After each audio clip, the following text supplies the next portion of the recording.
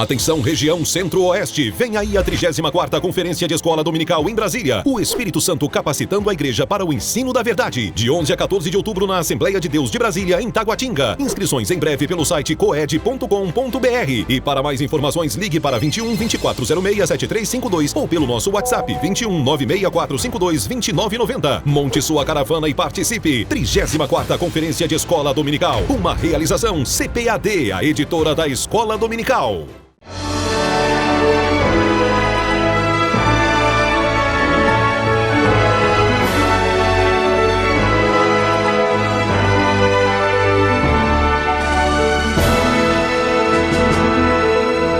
Subsídios. Lições Bíblicas. Jovens. Lição 3. Fé para crer que Deus existe. Querido professor, querido superintendente, querido aluno, paz do Senhor Jesus.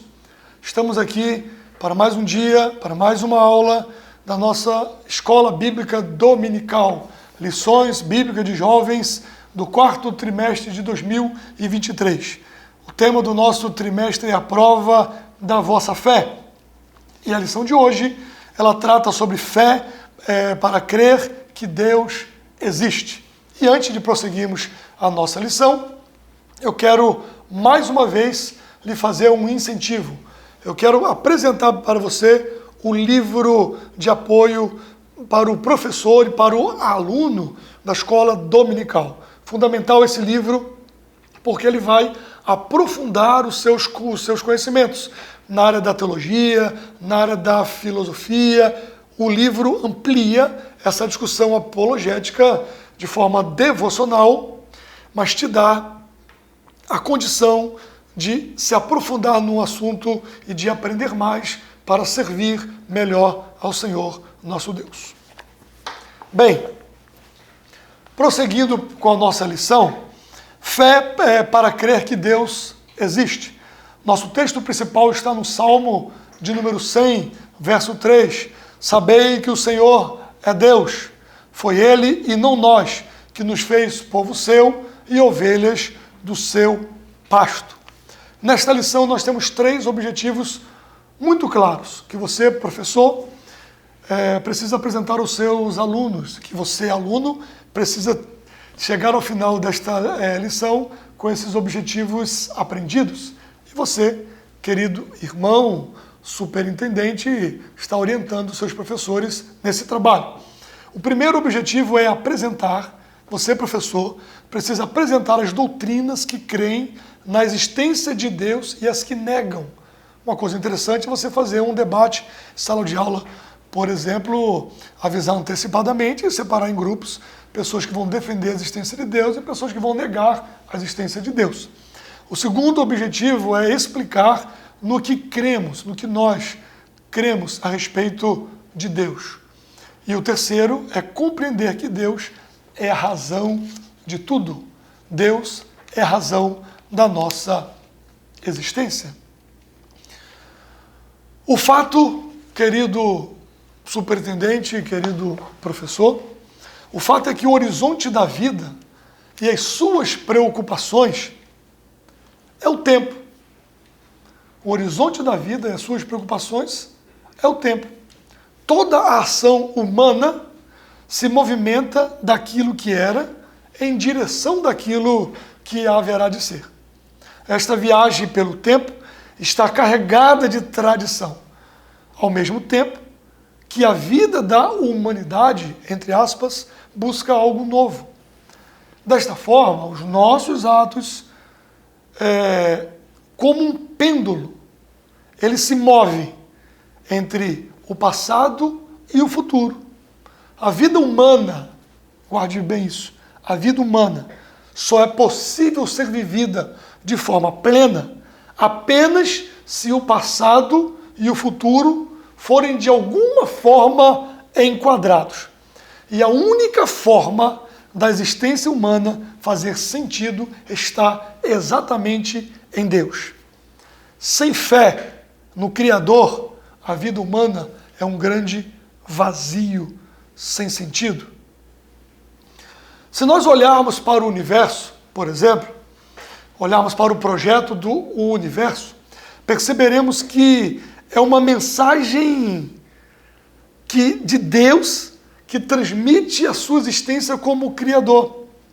E a sua sabedoria e poder infinito. O salmista diz: os céus e a terra proclamam a glória de Deus e o firmamento as obras de suas mãos. Questões como amor, alegria, paz, moral, pureza, bondade, confiança, justiça, gentileza, as quais a humanidade valoriza acima de tudo e que em seu coração sabe que fazem com que a vida realmente valha a pena, transmitem, na verdade, o caráter de Deus. O ser humano, por ele mesmo e pela sua própria natureza, ele não pode ser bondoso, mas é a ação de Deus e a graça de Deus que gera essa bondade.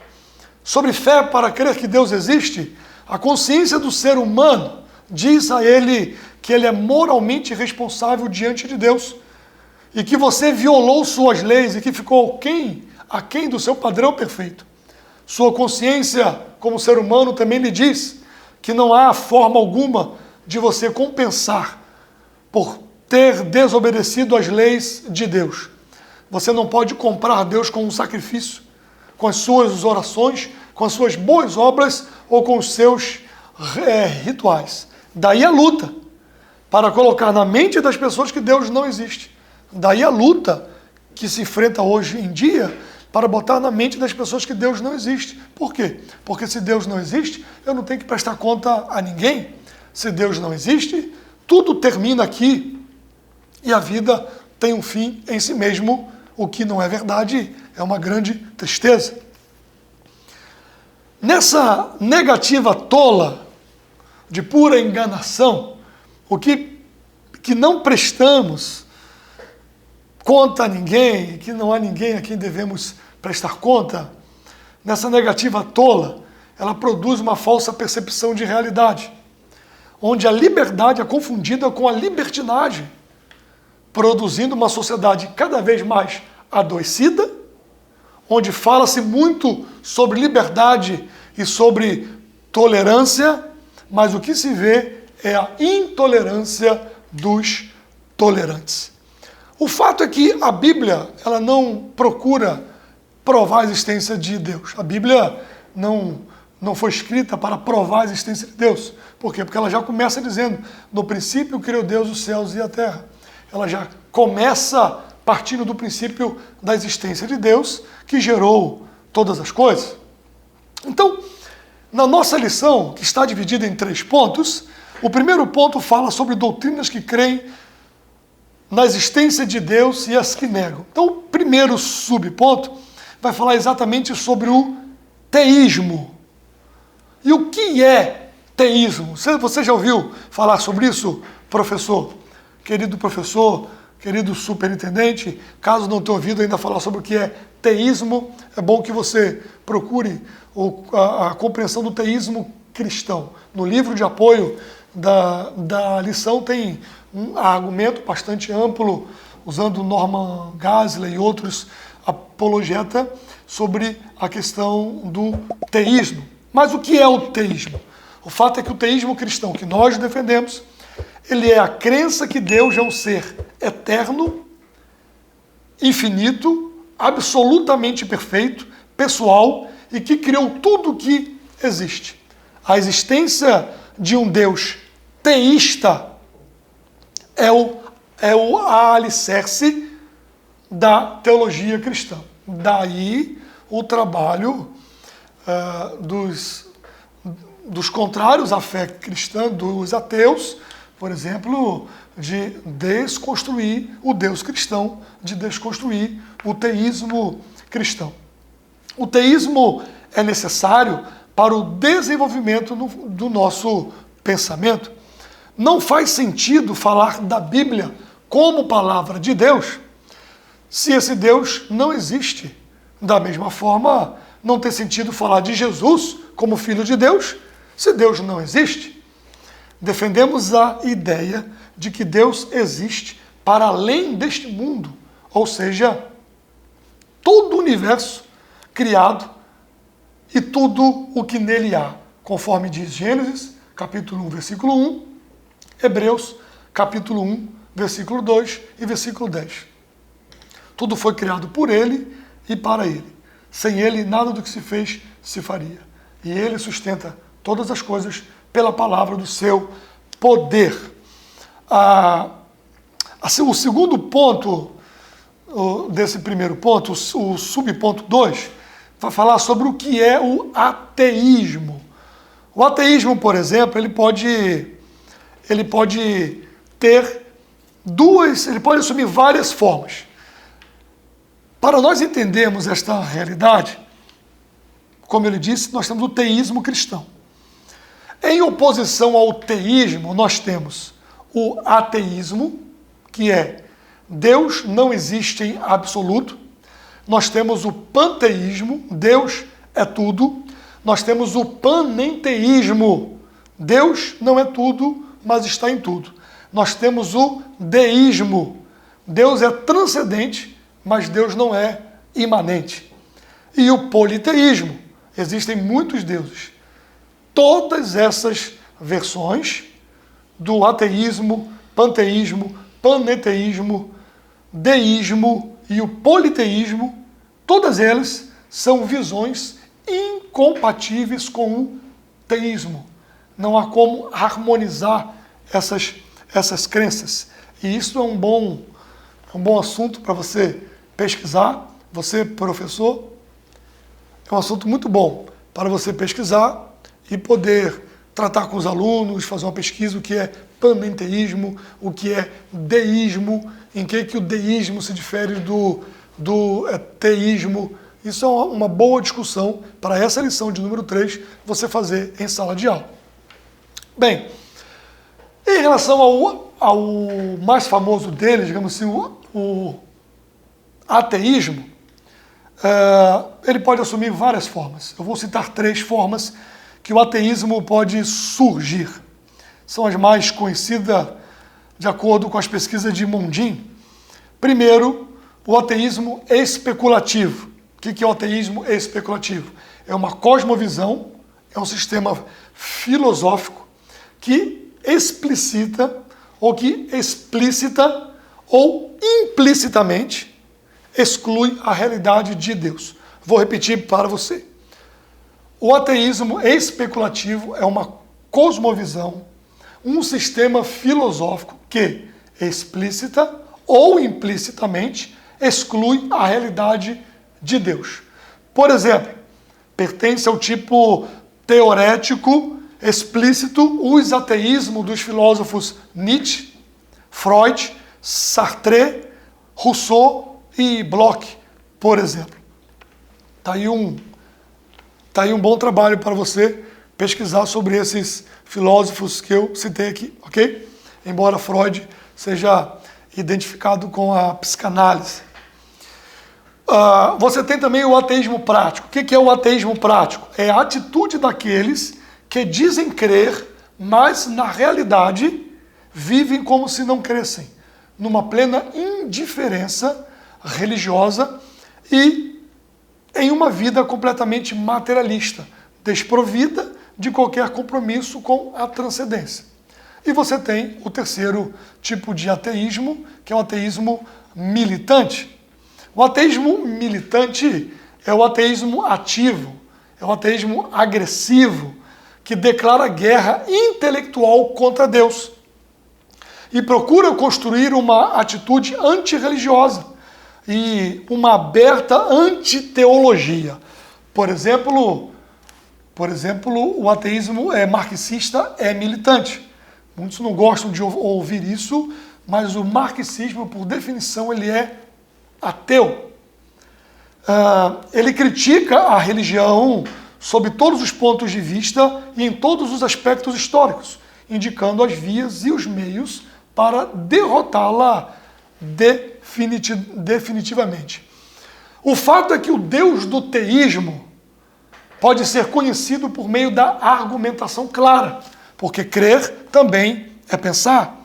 Norman Geisler diz, eu vou citar textualmente para você, Norman Geisler diz, abre aspas, ele é distinto de todas as outras concepções de Deus, já que somente pode haver uma causa não causada, indivisível, infinita e necessária, absolutamente perfeita para todo o que mais existe.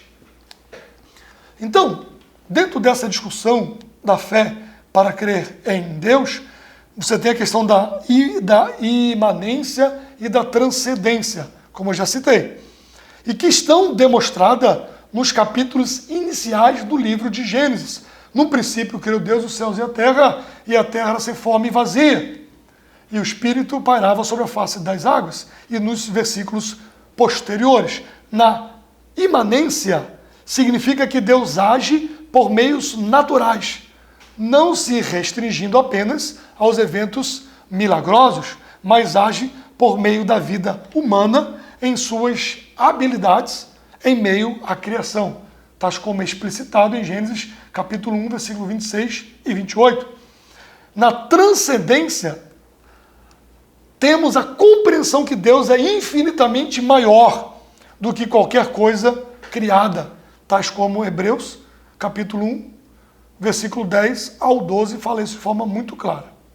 Mesmo depois de redimido do pecado, o ser humano continua a ser criatura de Deus. Jamais o que foi criado poderá ser Deus. A diferença é qualitativa, e por causa dessa diferença entre Deus e os seres humanos, e por conta do pecado, a salvação não é uma conquista do esforço humano, mas um ato da graça de Deus. Bem, daí você tem o ponto 2 da nossa lição, o que cremos a respeito de Deus. Já tenho citado um pouco disso. O subponto 1 vai dizer que cremos que Deus é eterno, ele não tem princípio ou fim e não está sujeito ao tempo. Segundo a Epístola de Pedro, capítulo 3, versículo 8, nos diz isso. Não houve um princípio em que Deus passou a existir. O livro de Gênesis inicia dizendo, no princípio criou Deus os céus e a terra. Deus é autoexistente.